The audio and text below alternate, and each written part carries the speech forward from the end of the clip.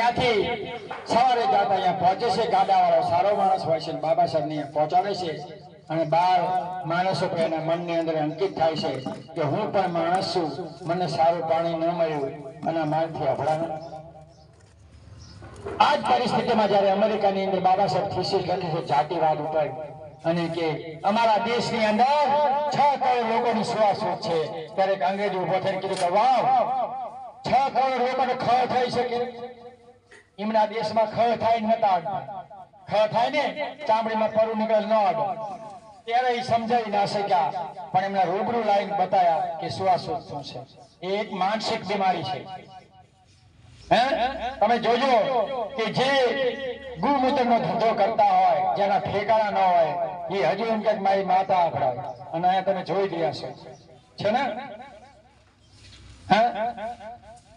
આ એમનું મન અભડાય, માતા નથી અભડાતી, માતા તો સહજ નહીં.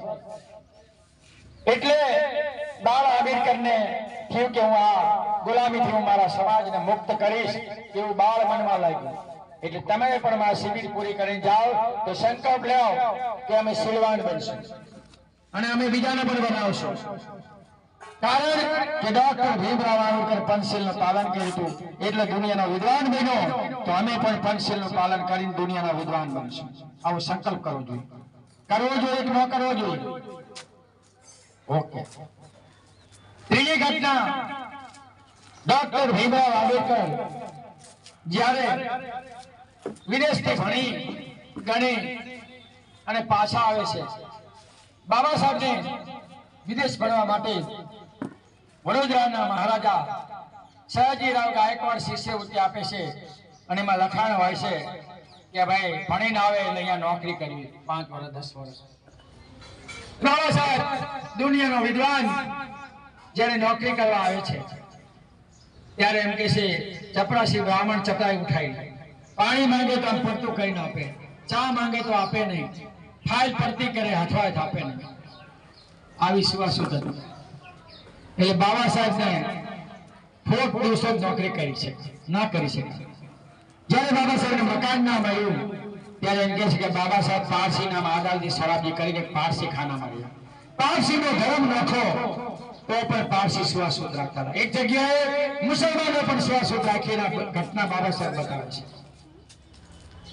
અને ત્યારે એ બાળ માણસ, એ યુવામાં આંબેડકરને એમ થાય છે કે હું દુનિયાનો વિદ્વાન, હજુ પણ એની જેટલું કોઈ ભણેલો માણસ નથી આ દેશની અંદર. આટલી લોકશાહીના 70 વર્ષે આટલો ભણેલો મને પાડ્યો થોડો વિદ્વાન માણસ,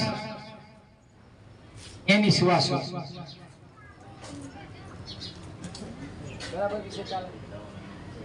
બરાબર વિશે ચાલે ને.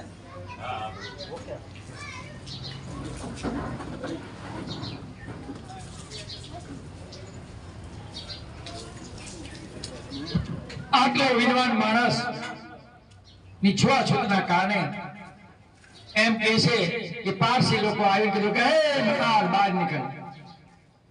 બાબા સાહેબે સવાલ કર્યો કે તમે તો પારસી છો, તમે ક્યાં હિન્દુ છો કે તમે સુવાસુખથી અપડાવશો? નહીં, એનો સામાન ફેંકી દીધો. જો બાબા સાહેબ કાંઈક બોલ્યા હોત તો અહીંયા એમને મારી નાખત. એટલે સમય અનુસાર મૌન રહ્યા.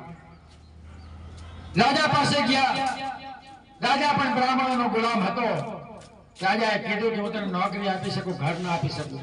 ને કે ધાર્યા હોત તો રાજાના રાજમહેલ હતા, એક રૂમ આપી એક.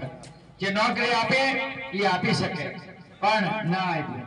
એનું કારણ કે એ પણ ધર્મનો ગુલામ હતો. એને બીક હતી કે મારા રાજ્યમાં જે બ્રાહ્મણો વહીવટ કરે છે એ વિદ્રોહ કરશે તો હું રાજા રાજ નહીં કરી શકું.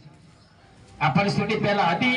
એટલે શિવાજી મહારાજ જ્યારે રાજા બન્યા તો શૂદ્રને બ્રાહ્મણો રાજા ના બનાવે, ગંગા ભટ્ટ નામના બ્રાહ્મણને રાજા બનાવવા લાયા. તો એને 5 કરોડ રૂપિયા લીધા અને પગના અંદરથી તિલક માર્યું કે તું ક્ષત્રિય નથી, તું શૂદ્ર રાજા છો. વિચાર કરો કે આ દેશ કેટલા વર્ષોથી બ્રાહ્મણોનો ગુલામ છે.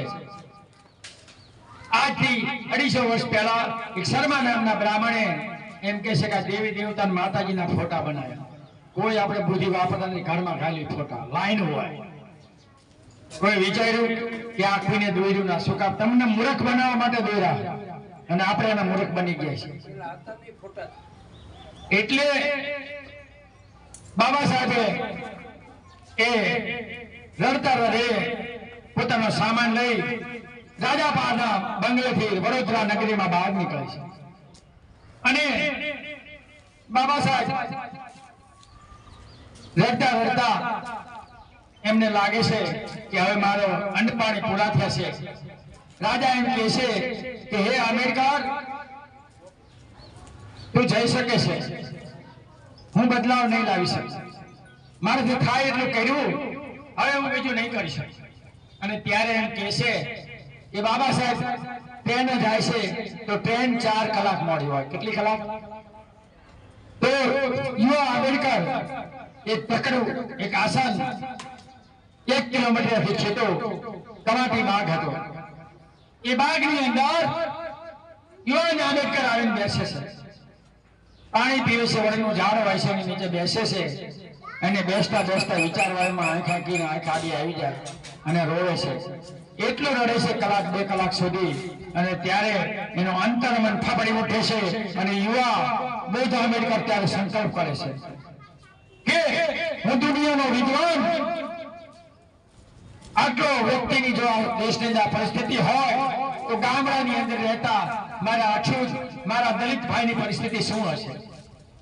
તો આજથી આંબેડકર હું સંકલ્પ કરું છું કે આ સુરાસુદ અને આ વિષમતાને હું ખતમ કરીશ.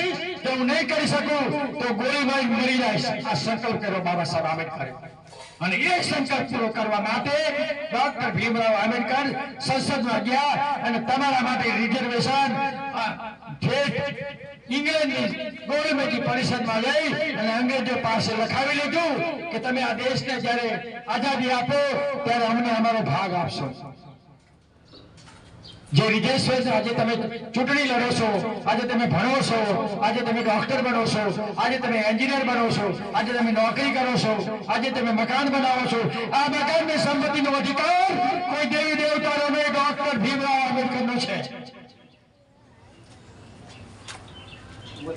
અત્યારના રાજા ખાનગીકરણની અંદર બધું ખતમ કર્યું છે. 10 વર્ષમાં 20% ગરીબી વધારી છે. આવનાર સમયમાં ગરીબી વધશે. એટલે બુદ્ધિમત્તા સિવાય તમારો કોઈ ઉધાર નથી. કોઈ દેવી દેવતા પીર પેગમ્બર તમારો ઉધાર